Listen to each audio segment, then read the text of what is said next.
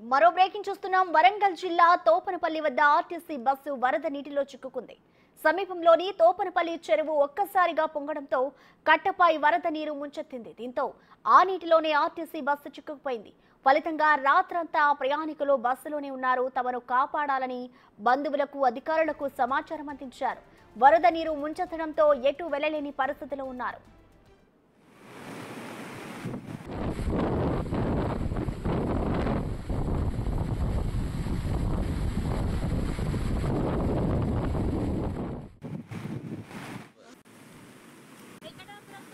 మధ్యలో ఉన్న వాగులో మధ్యలో చిక్కున్నాం సార్.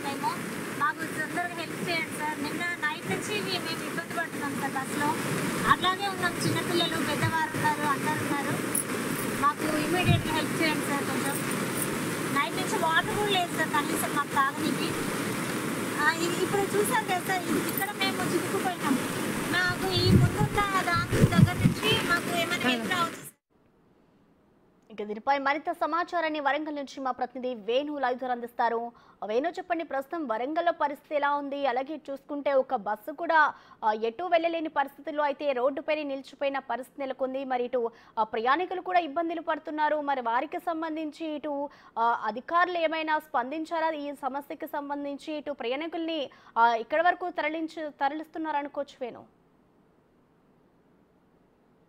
అంటే ఉమ్మడి వరంగల్ జిల్లాలోని మహబూబాబాద్ తర్వాత వరంగల్ రెండు జిల్లాలు వరద బీభత్సం అయితే సృష్టిస్తుంది. రాత్రి నుంచి ఎడతెరిపి లేకుండా కురుస్తుండటంతో దాదాపుగా 52 సెంటీమీటర్ల వర్షపాతం మహబూబాబాద్ జిల్లాలోని ఇనుగుర్తి మండలంలో నమోదైంది. పర్వతగిరి లోపల వరంగల్ జిల్లా సంబంధించిన పర్వతగిరిలో కూడా 48 సెంటీమీటర్ల వర్షపాతం, భారీ వర్షపాతం అత్యధికంగా ఈ రెండు జిల్లాల లోపల నమోదైంది. అయితే మహబూబాబాద్ జిల్లా అయితే మొత్తంగా చుట్టూ వైపులా కూడా దాదాపు మహబూబాబాద్ టౌన్కి వచ్చేటువంటి అన్ని రహదారులు కూడా పూర్తిగా తెగిపోయి వాగులు ఉధృతంగా ప్రవేశించడంతో రాకపోకలు కూడా పూర్తిగా నిలిచిపోయాయి. అయితే వరంగల్లోని నెక్కొండ వద్ద బస్సు పూర్తిగా వట్టి వాగు పూర్తి స్థాయి లోపల తెగి రోడ్డుపైకి భారీ ఎత్తున ప్రవేశించడంతో అక్కడ ఆర్టీసీ బస్సు వెళ్లే పరిస్థితి లేకపోవడంతో రాత్రి నుంచి కూడా అక్కడే నిలిపివేశారు. అట్లాంటి పరిస్థితి మొత్తంగా వరంగల్ మహబూబాబాద్ జిల్లాలోని దాదాపు మహబూబాబాద్ జిల్లాలోని 82 తండాలు ఆ గ్రామాల లోపల ముప్పు గురైన పరిస్థితులు ఉంటే వరంగల్ నగరం లోపల 32 కాలనీలు నీట మునిగాయి. దాంతో పాటుగా పర్వతగిరి, నెక్కొండ వైపుగా 22 గ్రామాలు పూర్తిగా నీటి లోపల మునిగాయి. ప్రస్తుతానికి ఆ ఆర్టీసీ బస్సు తోపనపల్లి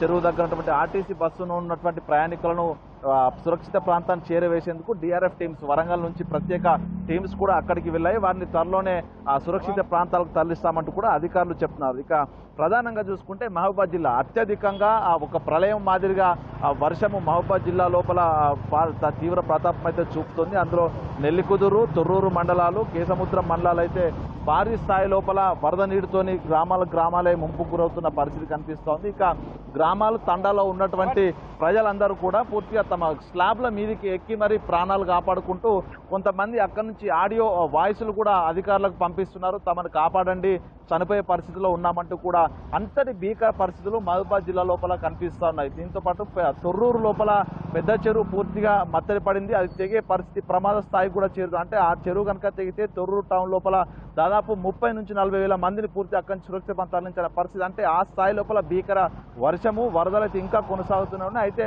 వరంగల్ జిల్లా లోపల కొద్దిసేపటి క్రితమే వర్షం తెరిపివ్వడంతో కూడా కొంత సురక్షిత ప్రాంతాలకు, లోతట్టు ప్రాంతాలకు తరలించే పరిస్థితి కనిపిస్తోంది. ఇక్కడ దాదాపు ఇప్పటికే 8 పునరావాస కేంద్రాలు కూడా ఏర్పాటు చేశారు. ప్రజలు లోతట్టు ప్రాంతాలు MK Nagar, NH Nagar, NTR Nagar, Sainagar colony ప్రజలందరినీ కూడా ఎగువ ప్రాంతాలు తరలించే ప్రయత్నం చేస్తున్నారు. ప్రస్తుతం మనం చూస్తే ఇది హనుమకొండకు సంబంధించినటువంటి విష్ణుప్రియ కాలనీ. అంటే కాలనీ అవతల వైపు వెళ్ళడానికి కూడా ఇట్లాంటి వరద నీరు చుట్టుముడుతుండటంతో మరికొద్ది సేపట్లో ఇదంతా కూడా రాకపోకలు పూర్తిగా నిలిచే ప్రమాదం ఉంది. కాబట్టి ప్రజలందరినీ కూడా ఆ ట్రాఫిక్ డైవర్ట్ చేస్తూ ప్రజల్ని ఎగువ ప్రాంతాలకు పునరావాసకి తరలించే ప్రయత్నం చేస్తున్నారు. ఇక ప్రధానంగా అటు మహబూబాబాద్ కేసముద్రం నుంచి మహబూబాబాద్ వెళ్లాల్సిన రోడ్డుపై కూడా పూర్తిగా ట్రాఫిక్ అంతరాయం ఏర్పడి పూర్తిగా వాహనాలు ఎక్కడెక్కడ నిలిచిపోయాయి. దాంతోపాటు రైల్వే ట్రాక్ కూడా ఇంటికన్న వద్ద పూర్తిగా డ్యామేజ్ కావడంతో ఇప్పటికే ట్రైన్లు నిలిపివేశారు. అయితే సెంట్రల్ నుంచి హైదరాబాద్ నుంచి ప్రత్యేక టీమ్స్ అక్కడికి రావడం జరిగింది. వారికి కూడా మరమ్మతులు కూడా చేస్తామంటూ కూడా చెప్తున్నారు. ఒకవేళ కనుక ఇదే వర్షం ఇట్లాగే కొనసాగితే మాత్రం పూర్తిగా